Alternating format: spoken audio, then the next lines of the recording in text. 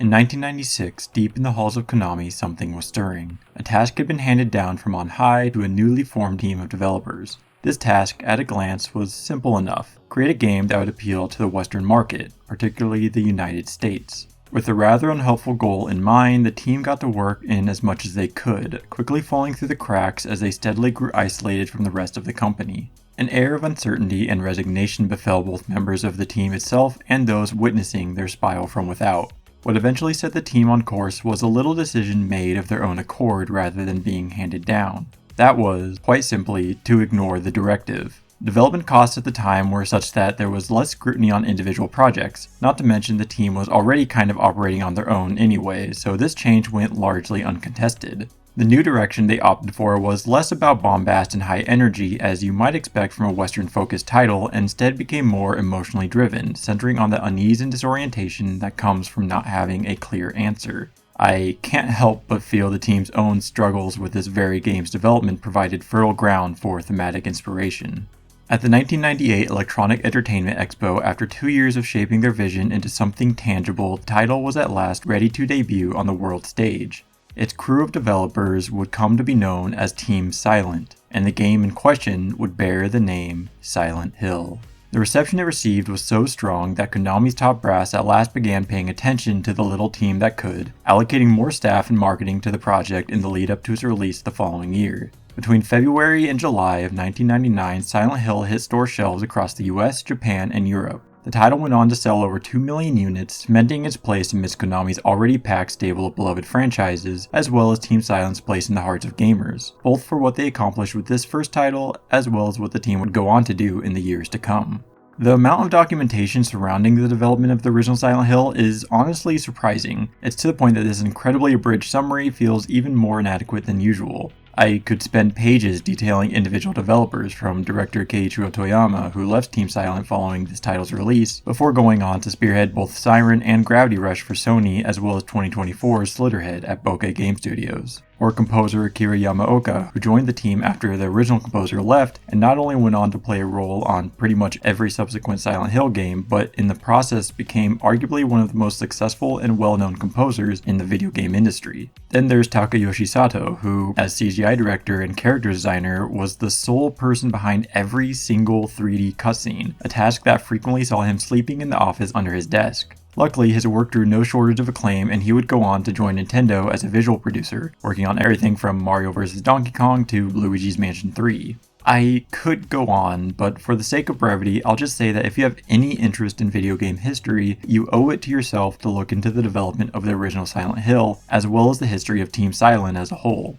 If you'll recall in my Kudelka video, I mentioned that I'm a big fan of horror. While true, the statement is somewhat misleading. That's because I can probably count the number of horror games I've beaten on 2 hands, one if you remove all of the Resident Evils. I don't know if I could tell you why that is, might just be the time I got into games. The first sort of horror heyday lasted from the PS1 to the PS2, and while I grew up with the PS2, I was too young and easily frightened to really appreciate it. By the time I was of an age to want to engage with the genre, my attention had shifted to the PS3, and anyone familiar with that generation knows it was a time where publishers, for whatever reason, thought horror was a dead genre. Some games still made it to shelves, Sphere, Condemned, Dead Space, and Resident Evil of course, but by and large mainstream horror had fallen away or become much more action-oriented following the success of Resident Evil 4.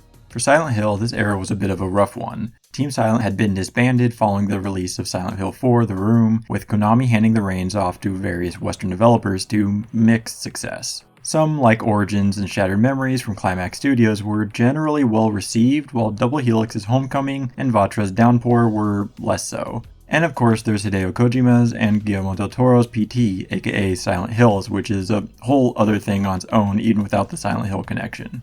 Long story short, I have virtually no history with the series, despite wanting to. I've been hearing about it, specifically the Team Silent titles, pretty much as long as I've been seriously paying attention to video games. I knew character names, plot elements, heck, even developers and their careers like those discussed above. But for one reason or another, the series always fell on the back burner. Until now. After lying dormant for over a decade, Silent Hill has been seeing a resurgence between Bloober Team's Silent Hill 2 remake, the forthcoming Silent Hill F from Neobard's Entertainment, and numerous smaller projects. Between all these, there's been this growing buzz of radio static at the back of my mind. compelling me to finally pay Silent Hill a visit. But before we lose ourselves to the other world, please allow me a moment to shill this channel. I love what I do here at llamelion Gaming, and it is a dream of mine to one day make this my full-time job. To do that, however, I require the assistance of all of you fine folks watching. So if you enjoy my work and wish to support me, please consider subscribing, sharing this video around, liking, commenting, all that jazz. Every little bit helps and truly means more to me than I could possibly put into words. Now, if you'll excuse me, best I get a move on before the fog rolls in. It would seem an accident of fate. A lonely road stretches into the night as Harry Mason, accompanied by his young daughter Cheryl, make their way to the little resort town of Silent Hill for a much-needed vacation. A motorcycle officer passes them by along the way. Where she may be going in such a hurry they cannot say, but a little ways on, Harry spots her bike abandoned on the side of the road. Cheryl wakes in the front seat, unaware of anything out of the ordinary, just in time for a young girl to step into the middle of the road. Harry swerves, just barely missing her, sending their car careening past the guardrail. Harry awakens to find the town abandoned, blanketed in fog and snow, and Cheryl nowhere to be seen. Barely able to make out what lies before him, he sets off in search of his daughter. The faintest glimpse of a childlike figure draws him down a side alley. Each step brings with it a world grown dark and heavy as air raid sirens ring out in the distance. And then he sees the blood and bodies strung up along a chain link fence. Creatures bearing the visage of children wielding knives bear down on Harry, seemingly spelling his end. Startled awake as though from a terrible nightmare, Harry sits up, finding himself in a diner, greeted by Sybil Bennett, a police officer from the next town over. Both the phones and radios are out, and impenetrable fog and inexplicable crevices bar the roads out of town. Neither knows what happened, but Harry insists on leaving the safety of the diner, determined to find Cheryl. Sybil reluctantly lets him go, but not before giving him a gun for protection, telling him to stay close as she'll be back with reinforcements soon. Harry refuses to sit idle while his daughter is out there on her own, and so ventures headlong into the fog-whipped streets. And thus begins the tale of Silent Hill. One man's trip through hell to save his only daughter from what fate he knows not, only a sense that without his intervention things will not end well. Along the way, he uncovers secrets both past and present, and a troubled history that feeds directly into the events unfolding around him. Sins come to light, and a reckoning is due, but why and for whom? Well, I'll leave that up to you to discover.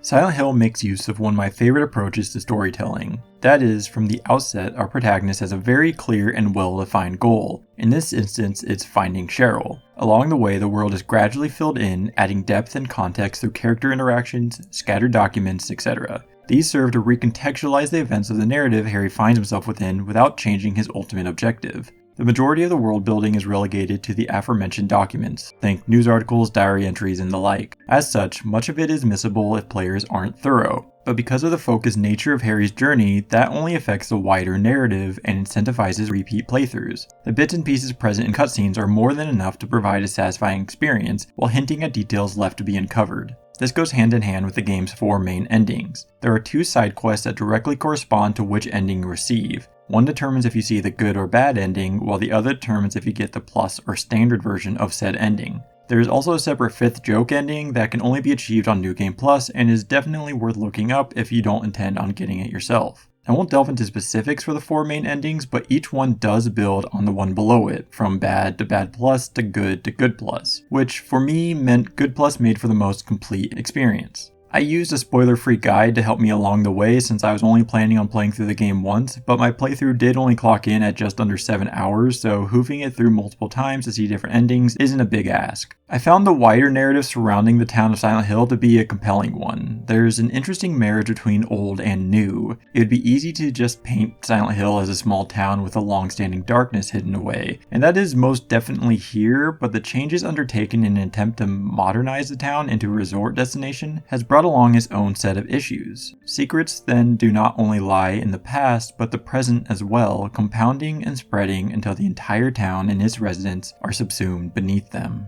For the cast, our primary players all have defined roles in the narrative that they stick to with little deviation. Sybil is a helpful police officer that acts as a sort of tether to reality. Dahlia Gillespie is a mysterious cult member guiding Harry deeper into the supernatural, etc. Harry, for his part, doesn't have a lot going on outside of his desire to find Cheryl. It was the developer's intention to make Harry more of an everyman, so they gave him a strong, relatable drive that players can immediately understand and sympathize with without fleshing him out much beyond that. The one time we do get a bit more from Harry is when he encounters my favorite character in the game, Lisa Garland, a nurse at Alchemilla Hospital. By and large, Harry's interactions with others boil down to asking if they've seen Cheryl. This changes when he meets Lisa cowering beneath a table in the Otherworld, a rusted metal hellscape Harry regularly finds himself trapped in that acts as the town's inverse. Lisa is the only other human Harry has seen in the Otherworld. She's understandably terrified, not helped by the fact that her memory is fractured, and yet for some reason when Harry offers to take her with him, she refuses, feeling as though this is where she belongs. Lisa's story is a tragic one, with a level of complexity not seen with the rest of the cast, and her interactions with Harry make for the few instances where the narrative becomes more character-focused. Harry's drive to save Cheryl isn't forgotten, but briefly set aside as he inquires after Lisa's well-being and what she may know of the town's history and the people residing within it.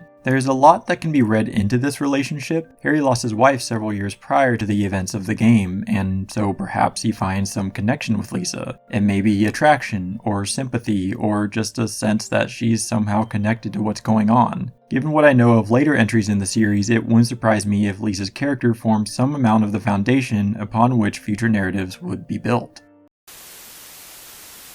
While the story and lore of the first Silent Hill is fondly remembered, and for good reason, it's not the centerpiece of the experience, nor, I imagine, is it the first thing that come to mind when players recall their time with the title. No, what edged Silent Hill's place in the annals of gaming history was its atmosphere. I am on record as being a fan of the PS1 era aesthetic, with its crunchy pixelated textures mapped onto noticeably chunky polygons, but beyond the usual charming quirks of the era, Silent Hill has a handful of qualities that make it both stand out and contributes to that aforementioned atmosphere. To start, it's something that, until now, I haven't really had a need to discuss in previous reviews, that being the camera work. Unlike the majority of its survival horror peers, Silent Hill forgoes the pre-rendered backgrounds and fixed camera in favor of fully 3D modeled environments and a camera that is somewhat controllable if awkward. This allows for a more cinematic presentation of scenes. The walk down a dark alley in the game's opening is punctuated by a camera that might follow Harry or climb into the sky before descending to settle back on the ground, only to then make a sharp cut, forcing him to walk directly into it. It all adds an almost voyeuristic quality to the camera work, as though we, the players, are an entity within the world watching events unfold from just out of sight. That is, when the camera is cooperating. When left to its own devices, the camera will adjust and pick positions, but they're not always optimal or give the best view of the environment. In these instances, a tap of L2 will see it reposition behind Harry. Depending on where he is, however, the camera will either stay behind him or immediately shift back to his previous position. It also takes a second to adjust as the camera slowly circles around Harry, maintaining the sensation of it being alive, with the trade-off being it's not quite as responsive as I would have liked. And then there's the fog. Much has been made of the iconic Silent Hill fog. It's a well-known fact that its initial implementation was to help cover up pop-in due to the PS1's low draw distance given the game's 3D environments. This cheat, however, inadvertently made for a world that is oppressive, closing in on players and forcing them to step forward despite never knowing just what might await beyond the veil. What isn't talked about as much in my experience is that the fog can almost become a security blanket as the game goes on. The majority of the runtime sees Harry exploring the streets of Silent Hill during what appears to be daytime, the fog and snow your constant companions. And while it does conceal your foes, eventually those foes become known, and with familiarity, what began as fear gradually washes away. That is, until you enter the Otherworld. The Otherworld is a realm of rust and decay, of steel and impenetrable darkness. Corridors and constricted camera angles mean you never know what awaits around a corner, or just who was responsible for that scream in the distance, if indeed anyone was responsible at all. It's here in the Otherworld where the dread of Silent Hill comes into its own, making me long for the respite of the fog. The only issue I found is that the Otherworld can become monotonous in the endgame. It doesn't help that the final location you traverse through didn't have a map that I found, meaning in order to navigate I had to memorize the layout of the area, which is difficult when everything looks very similar. Unfortunately, the lack of variety doesn't end there. The reason why enemies become familiar and thus cease instilling fear is in large part due to how few variations there are. Outside of a small handful of bosses, there's just over half a dozen enemy types, with many falling into familiar molds such as flying and dog.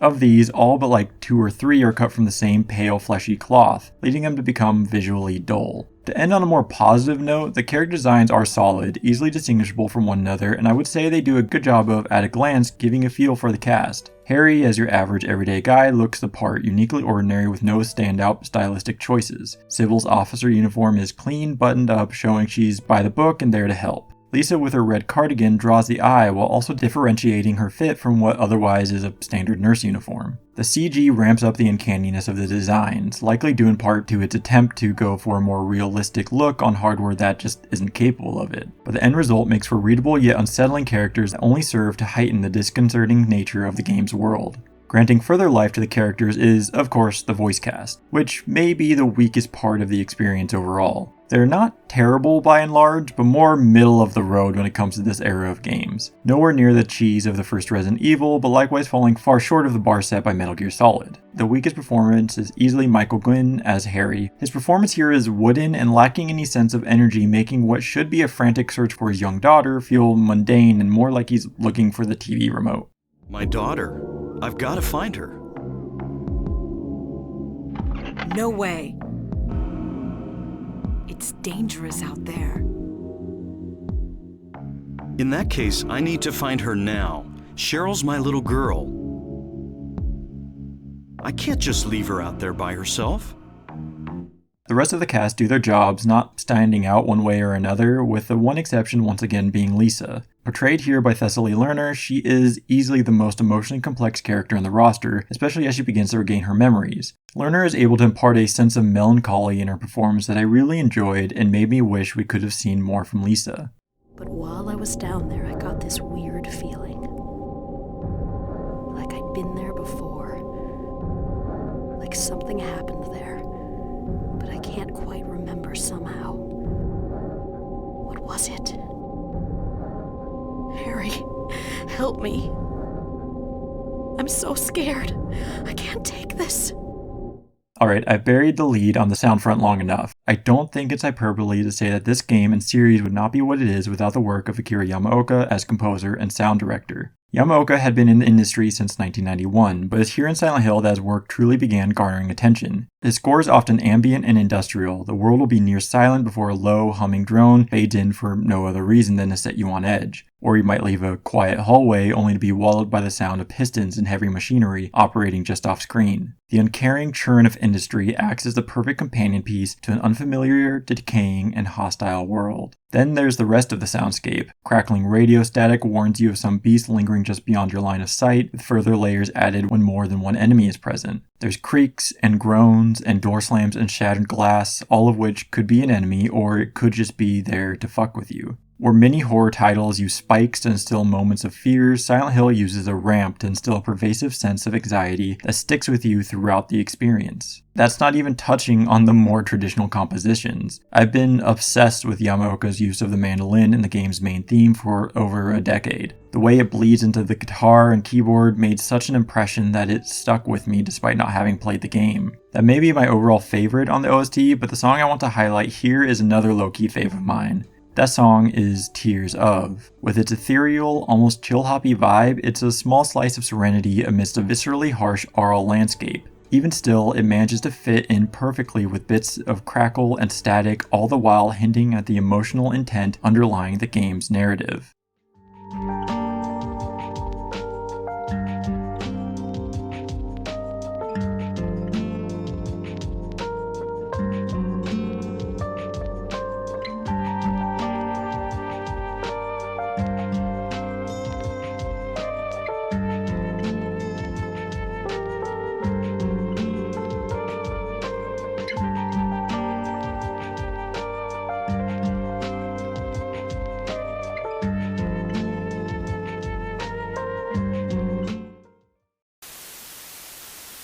Where Silent Hill eschews the norm when compared to other survival horror titles of the time in terms of presentation, is much less boundary pushing when it comes to gameplay. As Harry, players explore Silent Hill in search of supplies, from weapons to ammunition to first aid kits, as well as various items required to solve the game's numerous puzzles. The structure is almost RPG-like in the sense that Silent Hill proper acts as a sort of hub or overworld with key locations such as the school and hospital acting as dungeon equivalents. You are free to explore the town at your leisure, but entering a key location will inevitably trigger a trip to the other world, at which point you will need to complete that section before you are able to return. Combat is clunky by design. This is especially apparent when using melee weapons, which sees Harry stiffly swinging in whatever direction he's facing. Whether it's due to enemy mobility or weapons limited range, I found it difficult to land hits when using melee and so ended up ignoring it until pretty late in my playthrough after I acquired the emergency hammer, which has both decent range and damage. What I mainly focused on was ranged weapons. While you can move and shoot, there's no aiming. Instead, as long as you're facing an enemy, your weapon will target them.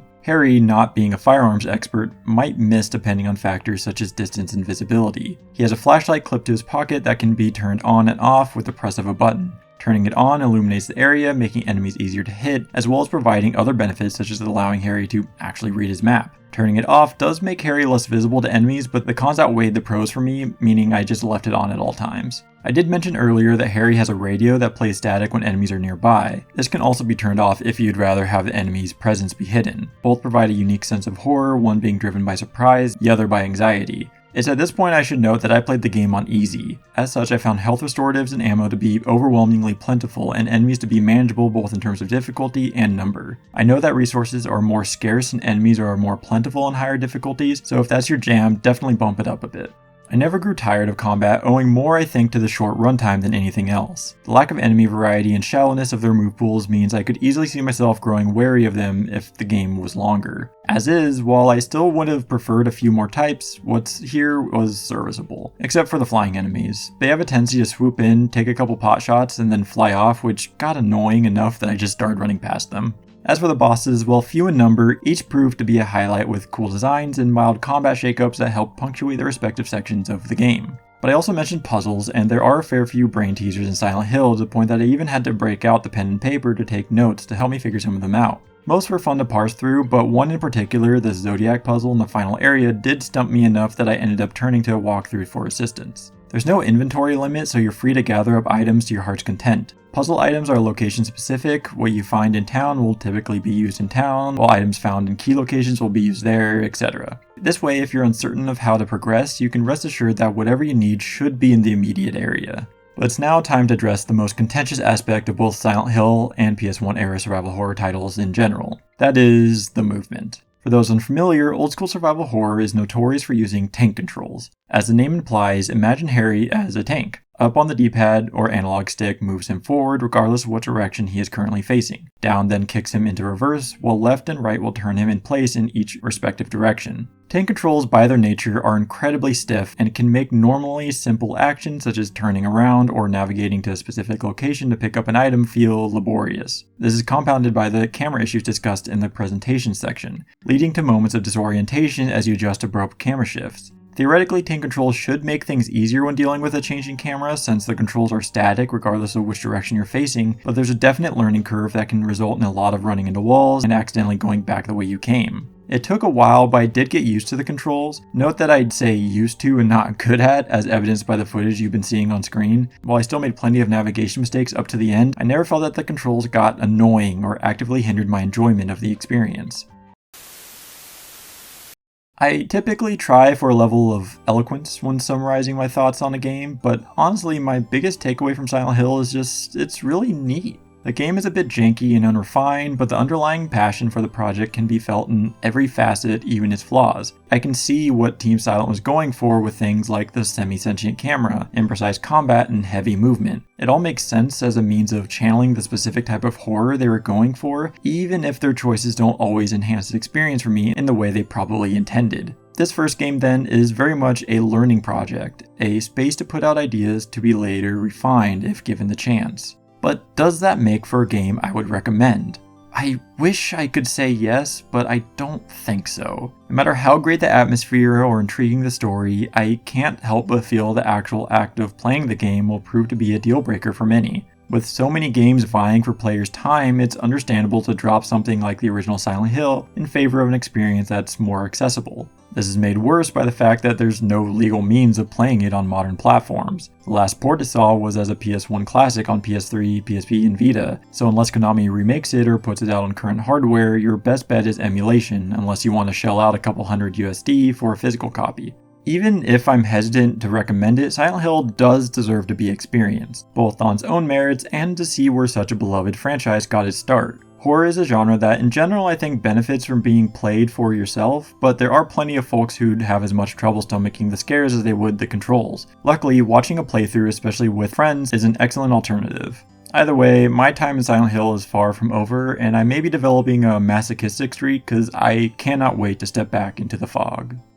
Thank you all so much for watching and sticking around to the end. This is yet another game I'm incredibly happy to have finally gotten around to playing. I'd put the series off for so long that I was beginning to think I might never get to it. I'm glad I did though, both for the opportunity to see where one of the horror greats got its start, and because between this and Kodelka, I'm finally getting around to playing more horror titles. With all of that said, as always, please take care of yourselves, and next time, well, there's this friend of mine named James, who's been having a bit of a rough one of late. It might be time I check in on him.